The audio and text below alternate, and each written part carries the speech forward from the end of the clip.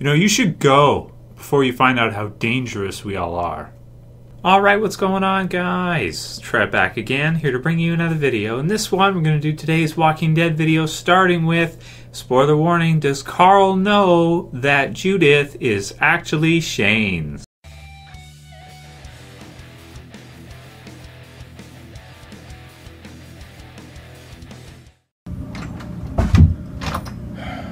Just subscribe somehow. Alright, so this question came from Jamie Gilligan, and they said, hey Trev, do you think Carl knows that Judith is Shane's? So, as far as we know, viewers from the series, we would have to assume that he doesn't. So, of course, this means that Judith is actually Carl's half-sister and not his full sister, because, of course, his mom, Shane, right? So, Judith Walsh, Judith...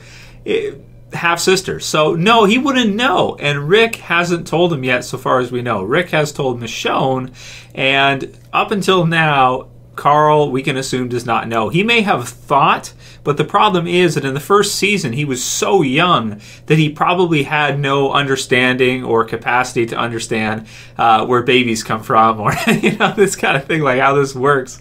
You know, because he's in that young age, like, can tell it to the frogs when he sees his dad and he celebrates and goes and hugs him and everything. He had a relationship with Shane, which was kind of like, you know, a fatherly figure type of thing, standing in for Rick. But as far as we know, there was no sequences where, you know, Carl was like right over there and Shane and Lori were banging or something. He probably wouldn't know, would he? And it's not like Rick has told him, because we just found out. So maybe we'll see that later this season. Maybe Michonne could tell him, and you know, maybe that could lead to a good scene if he confronts Rick about it. He's like, why didn't you tell me? This kind of thing. So, but up until now, so far as we know, no, Carl does not know that his sister is actually his half-sister. Next question is from Andy, and he said, the Walking Dead Season 7 mid-season finale is also extended, Trev. 85 minutes with commercials. Andy Guadalupe again. So great. Thank you for letting me know about that, Andy. Man, there's a lot of extended episodes this half. This is like the half of extended episodes.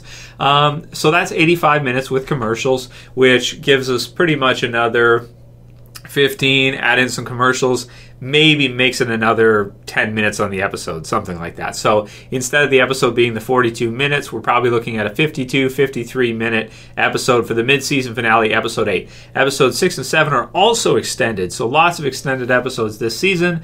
Really cool stuff to hear about. Episode 4 was extended, and it's probably because we've got some slower episodes this half, so they're probably trying to spread them out a little bit, to expand them a little bit, and I respect that. I like the fact that they're giving us a little bit more. They don't usually extend this many episodes, so I think it can work out well. Like, for example, Here's Not Here, the Morgan episode in season, let's see, was it season 6? Think so. Yeah, season 6. It was Here's Not Here. So that episode was an extended episode, and I felt like that worked out really well, because I remember it was a slower episode, but it was a really important character episode, and nobody really complained about it, I think, because it was extended. So I think that was that's good, because a lot of times when you get slower episodes, like episode 5 for this half, Forbes calling it the worst episode ever. So it's like, I don't know, man. I didn't think it was that bad. Next one's from Billie Jean, and here she says, I like that, Billie Jean. Hey, Trev, another question for the Q&A. With the way they're pacing out the season so far, when and how do you think we will see the group start to reunite? You're awesome, Trev, and thanks for uploading even on Thanksgiving. So thanks, man, and yeah, happy Thanksgiving to all you guys in the South, all you guys in the U.S. Hope you guys had a good Thanksgiving. Hope it was fun. You got to spend some time with your families. You got to eat some, I don't know, turkey or whatever you guys eat in the States. I don't know. Hopefully you guys had a good one. Yeah, so your question, the pacing this season. How are they going to reunite the groups? Man, the groups are splintered all over the place. So you got to have Tara and Heath come back, probably mid-season finale range or second half of season 7. You've got to have Carol come back, probably second half of season 7. Most of it looks like it'll probably be second half season 7, to be honest. It looks like most of the groups probably won't start to kind of reunite for a little bit, which is fine. You could see Maggie stay at the hilltop maybe permanently, because we know they've been fighting about that with Gregory, and we'll have to see if she actually listens, because the thing is, Gregory can say, get the hell out of here, even still, but she's probably not going to listen to him, and Jesus has kind of put his foot down and everything, and so it sounds like she'll probably be staying there. Sasha may be staying with her, and Jesus may be in and around there, so some of this might be more permanent, some of this might be more long-term separation, and I think with Maggie that might be the case. With Carol, could also be the case. Maybe if she stays at the kingdom with Ezekiel, if they have a romantic relationship, that could be. And Morgan as well, too. You know, we'll have to see how this all goes down. But I'm thinking they'll probably start to reunite at least for maybe All Out War, second half of this season 7, going into season 8, when they kind of maybe try to, reunite, form a resistance and fight back against Negan and the Savers. We'll see. The ExitZero says, hey, Trev, for starters, just want to say thanks for answering my question in past video. I try to include as many questions as I can from you guys. Please don't get upset if none of your questions get into these videos. Keep sending them to me, though, because eventually I'll pick one. Eventually I'll get one of yours and I'll use it. Also, thanks for the effort and quality you put into your content. Great stuff. Keep it up, brother. So I do have a question for the Q&A. What are your thoughts on the direction the show is taking Carol in? I myself am confused as to what the show's purpose is. I mean, doesn't she just want to be left alone because of all the tough choices she's had to make thus far? Yeah, and I think Ezekiel has done a good job of kind of giving her own space, but also making her feel like she's not alone. And I think that's good, He's not forcing himself on her per se. He's kind of giving her own space, which is what she does need, but then he's also saying, hey, we're here for you when you need us, right? You've got your space, you've got your own stuff, but if you need us, we're here, right? That kind of thing. And maybe stops in to visit once in a while. Maybe Morgan will do the same for Carol. I think with Carol, she's gone to kind of the ultimate female badass level twice now. She had no sanctuary. Even with the Grove as well that was a tough thing to do as well. And, you had the stuff with JSS, which was incredible. So she's fought a lot of battles. Even in the season 6 finale, she kills a whole bunch of guys, right? So she's fought a lot. For her character, for them to take her in a new direction, I'm thinking they're probably going to have to reduce the amount of fighting she does at least a little bit so that she can kind of go a different way. Because, yeah, man, she's been through a lot. She's done a lot of fighting. And she's not a spring chicken. She's not that young either. She's got the gray hair and everything. And, so I think it makes sense for her character to kind of take it easy for a while. She certainly has done, her part for the group in defending them and being a fighter for them. But when it comes to All Out War, I would not be surprised if she didn't go in on the front lines with, a machine gun or something. I would not be surprised if she kind of stayed back and sat this one out because she's been through so much. Mathilde Brooks says, Carl is my favorite character in both the comics and TV series, largely because of how much I feel I can relate to him. Who is the character, past or present, that you feel you relate to the most, and why? So, great question from Mathilde Brooks. That's really tricky, and you guys can write your comments below. What is the character you relate to most in The Walking Dead, or you feel the most kind of similar to yourself, connected to? You can really see yourself in their shoes. For me, I feel like it's Travis from Fear the Walking Dead. He is one of my favorite characters, and actually, I could say he's, after the Season 2 finale, maybe one of my favorites, even between both series. I really like what they've done with Travis. I think he's a really good guy, and they're kind of working on kind of tearing him down to a different level. His rage takes a hold of him. He's a really good person, but he's going to have to do these things. I really like the way they've focused on that in Fear the Walking Dead. I'm loving to see that, and I think maybe I'd see most of myself in Travis because, I have a very strong superego, as he does as well, too, and can make you feel really guilty, can make you really want to do the right thing most of the time, and I also have rage issues. Sounds perfect sometimes. You wouldn't guess.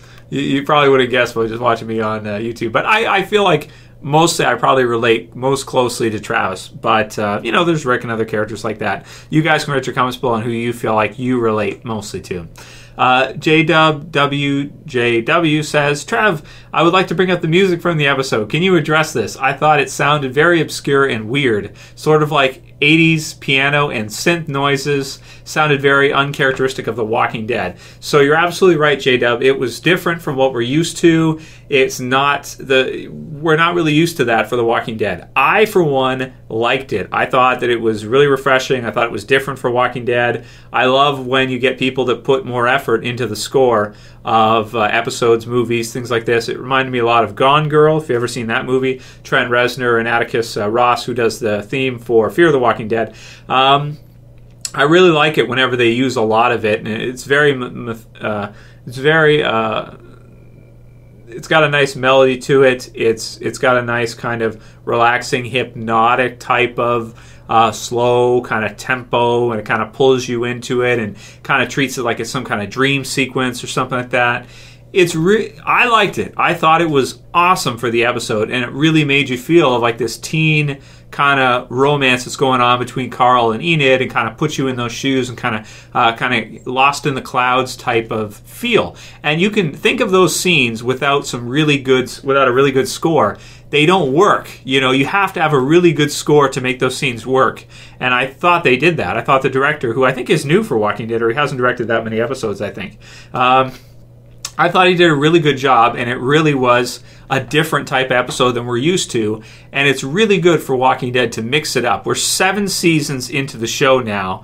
It's important for them to show diversity. It's important for them to focus on different points of view with different characters. It's very important for them to shake it up, because people still call the show repetitive, and that's with all the shaking up that they're already doing as it is. So maybe you could argue they can shake it up even more, and it's probably a good thing to make it even more different. You don't want the show to feel repetitive and to feel the same all the time. I love the score. I differ from you here. Even if you didn't like it, that's cool. It was obscure. It was different. You could see it as weird the way you're seeing it. I thought it was unique. I thought it was different from what we're used to, and I thought it really helped send across those scenes with Carl and Enid that otherwise could have been very clunky. Some people may have felt that they were clunky anyway. So the car part was a little strange, because he runs over the zombies. He's hitting shit. He just doesn't care. That's pretty funny. So yeah, a lot of Carl focus right now. And the last one for this one will be from Kyle Cole, and he says, "Hey Trev, have you seen the new promo for episode 6 yet? It shows Tara being found washed up on shore by a woman that we see in the trailer shooting. So maybe she isn't a villain after all. What are your thoughts on this? Keep up the great work." That's possible. So maybe she's a part of a good group, and maybe there's some other kind of villainous type of group around or something. So we'll have to see how that goes. But I have seen it. I did watch Talking Dead, and I got to see it. It's a quick clip if you guys haven't seen it. She washes up on shore, and this little girl and this other lady, who's, I guess young woman, who's in the trailer shooting something, is kind of find her, and the little girl almost puts her down, and then the other young adult lady realizes that, oh, she's not a zombie, so don't kill her, she's actually alive. Pretty cool. And yeah, that'll be it for today's Q&A, guys. Let me know what you think about all of that. Who do you relate to most from The Walking Dead? What did you think about the score for last episode? And what do you think about Tara washing up on shore? Maybe that boat in the intro turned over is from her. Maybe her and Heath, something happened, they went under and she washed up or something. So we'll see. If you guys like this video, please don't forget to thumb it up below, share favorites, send me more questions for the Q&A. Guys, need some more for this weekend. That's it for this video. See you soon. It's Trev saying peace. Later, guys. See ya.